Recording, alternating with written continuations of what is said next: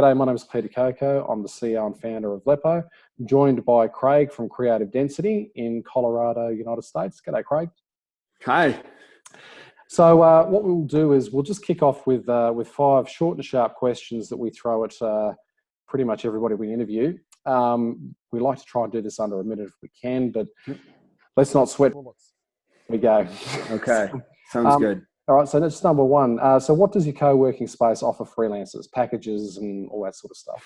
Sure. So we do the tiered pricing model. And so we always have the low entry price of, we have a $75 a month plan. And that gives you 1 day a week, 4 days a month.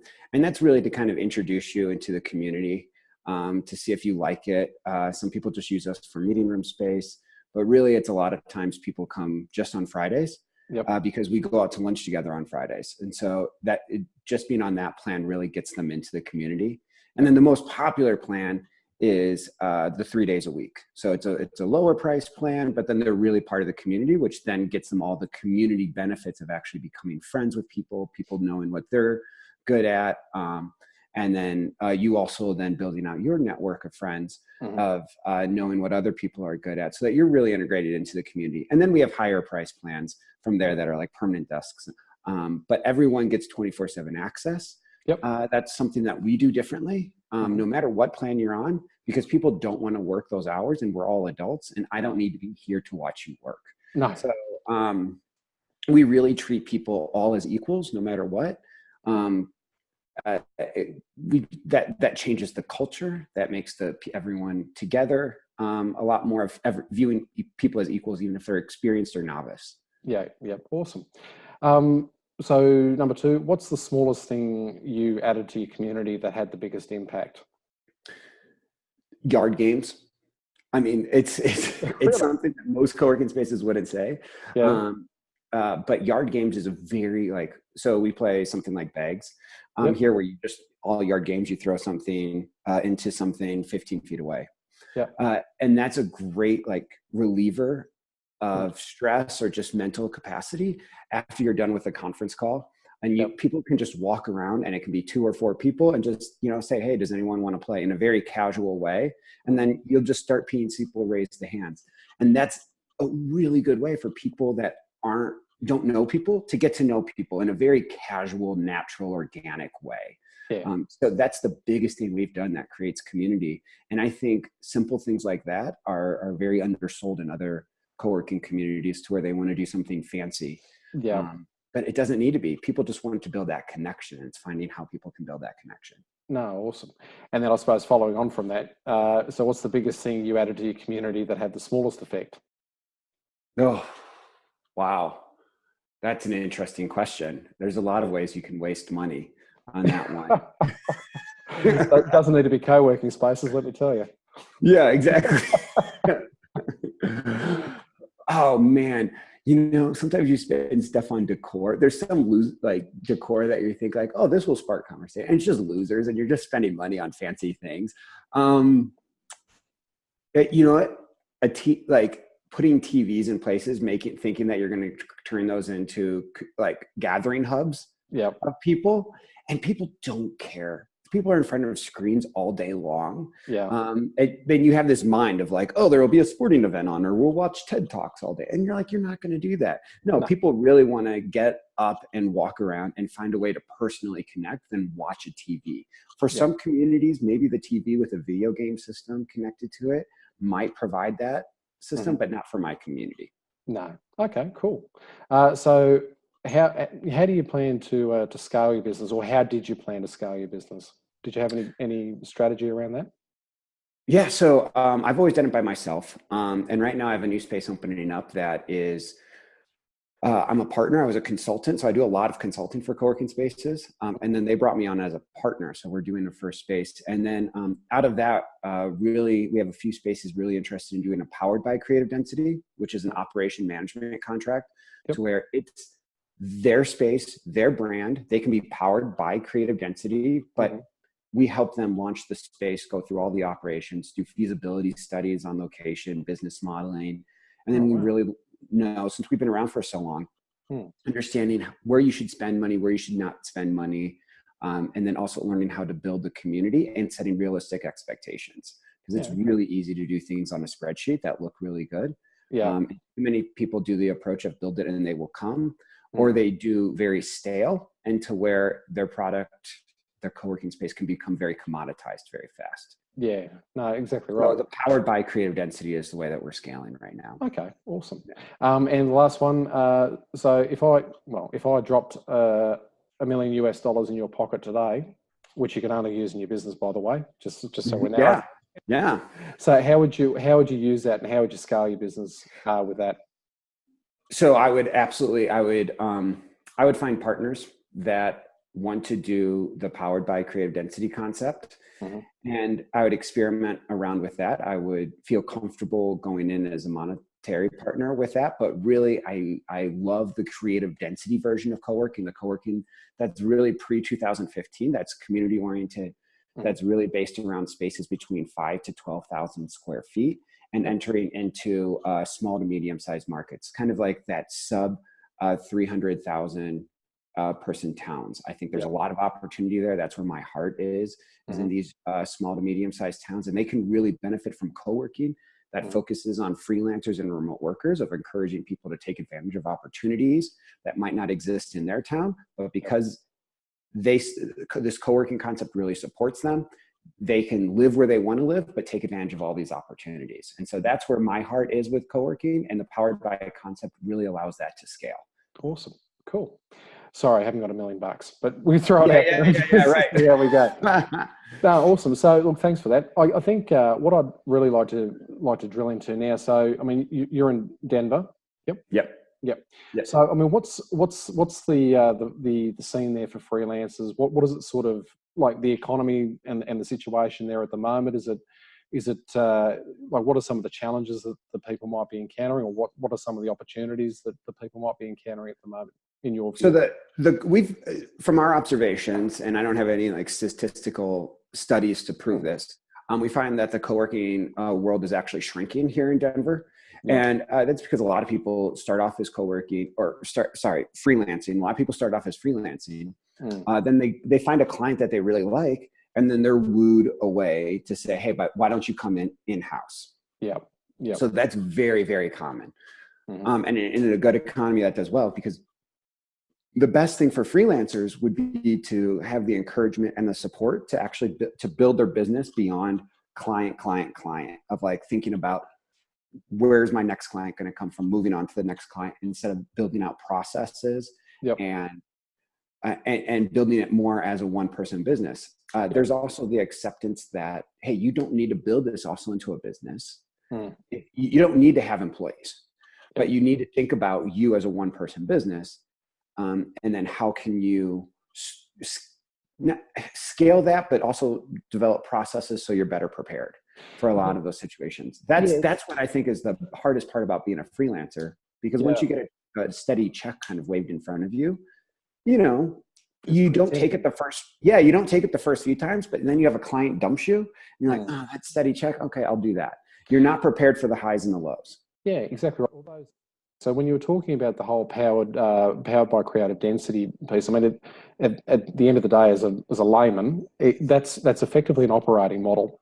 And the aim of the game with any sort of operating model is to try to find a repeatable process where you can optimize your allocation of capital and work out a way to maximize your return, or like more freelancers I've been speaking to, it's about maximizing the efficiency of their time.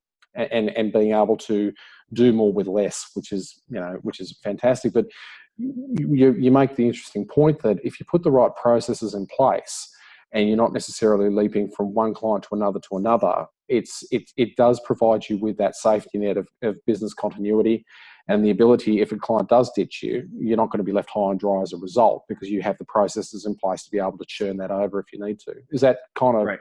Am I reading that correctly? Yeah, that's absolutely right. And the biggest thing that they need to process is sales. Is just figuring all that out, because that's the thing that scares you, and then you leave building your business. Okay, cool. Now, with creative density itself, do you so you've got a lot of your communities obviously absolutely crucial to what you're doing. In terms of mentoring, like how important, because I've noticed with a lot of co-working spaces, they'll team up with the local accountant, the local lawyer, and the local this and that. Is that something you guys do there, or what sort of, how do you do that? We don't. We have a different philosophy. Okay. So our philosophy instead is it's friends helping friends.